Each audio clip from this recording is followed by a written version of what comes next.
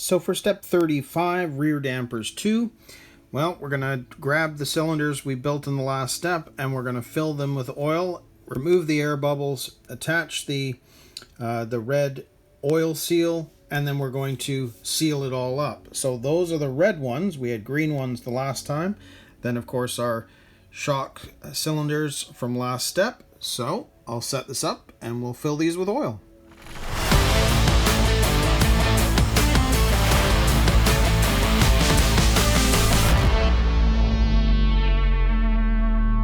So let's grab one of our cylinders here. They show you pulling that all the way down to the bottom. And then we're going to fill this with the oil.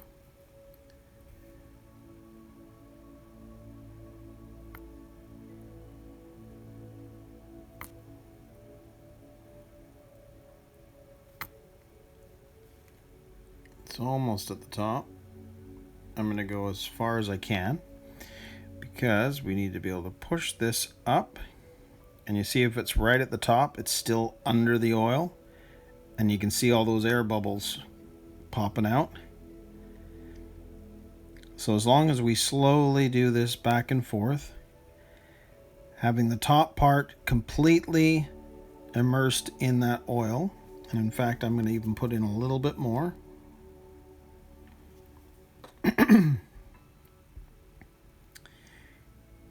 It means that rather than it pick up oil at the top, if it was, if you hadn't filled the cylinder enough, it can't do that. So now when you're going up and down with the piston rod, it should be pushing out whatever oil, or whatever air, I should say, is down there, so we can remove it all. And as you can see, there's no more new air bubbles forming.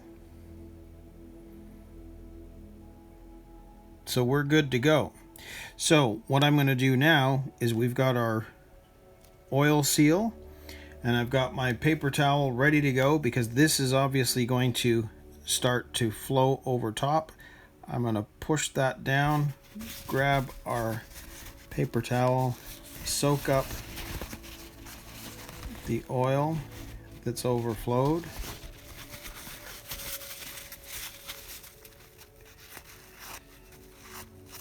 And then we take the cap and we're going to screw it right down.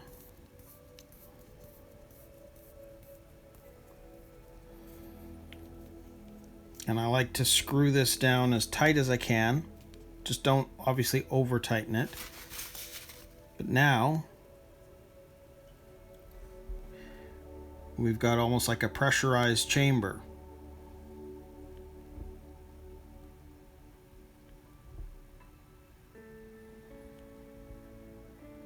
And hopefully by just making that one change with the that piece, the X10 that we replaced it and put in an X9, it will provide a bit more dampening and make the back end not quite so soft.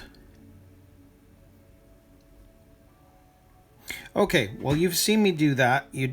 No need to repeat the process. So I'm just going to go ahead and do the other one, and then we'll come back and take a quick look. So for step 36, rear dampers 3, this is where we need to put the springs on. We've got X5, and then we have a choice of X4, X6, or X7, which we can use to determine ride height. Now, because I'm being told that this is fairly soft at the back, I think we're going to try the X7. Just so that we've got a sort of a stiffer back end. So we'll see. So there's our springs. There's the pieces that we need. So I'll set this up and let's put these together. So if we grab one of our shocks here, you can see we have a choice. Well, I'm going to put this X7 piece on, which should stiffen up the back end. So that's going to go onto there. And then we have to slide this over top. Now I have discovered something which I didn't do when I was building the front ones, so I will do it correctly here on this. Notice X11, that's that little piece that we put in at the earlier step. It's meant to be at the bottom, and this whole thing goes over top of that as well. Now that's interesting because a lot of the times they'll have a piece inside there, but it doesn't really do anything other than to stop the shock from bottoming out.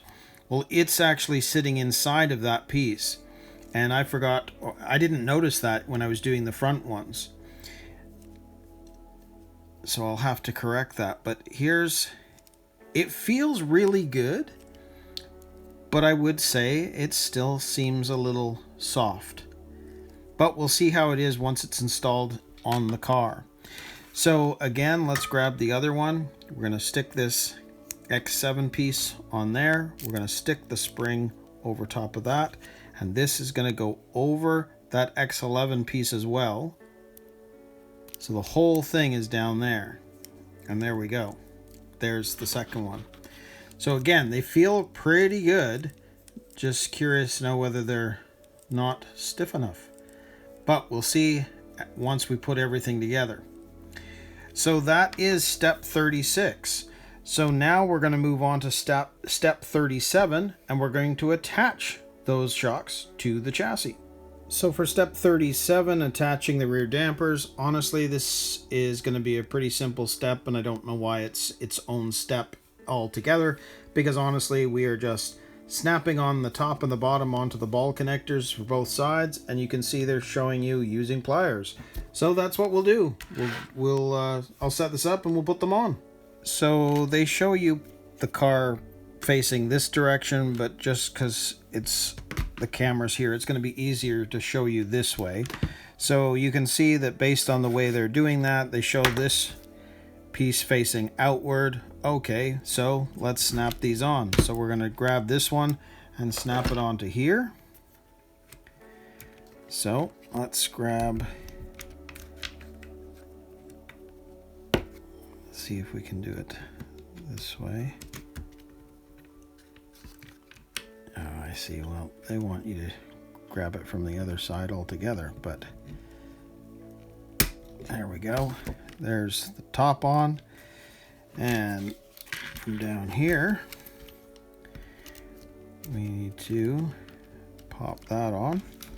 So let's see if I can't hold that in a bit.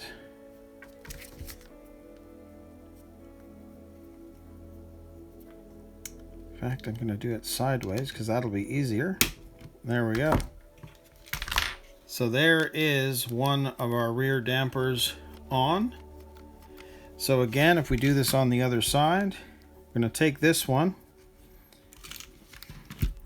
and based on how they're showing you do this, we're going to go from the full other side here so that we can snap that on.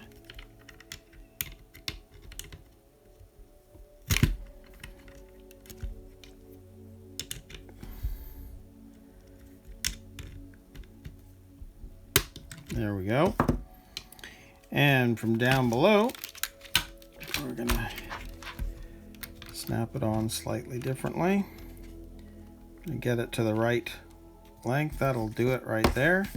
I'm going to stick the pliers underneath and on the top of the ball connector, just like that, if you can see that, and then snap it on. There we go. So there's the other side on. Very cool. So that feels pretty smooth. So that's very, very cool. So there is our Hornet EVO with all the shocks in place. So that means steps 37 is done. So now we're going to work on the wheels. So I'll pull everything together for this step.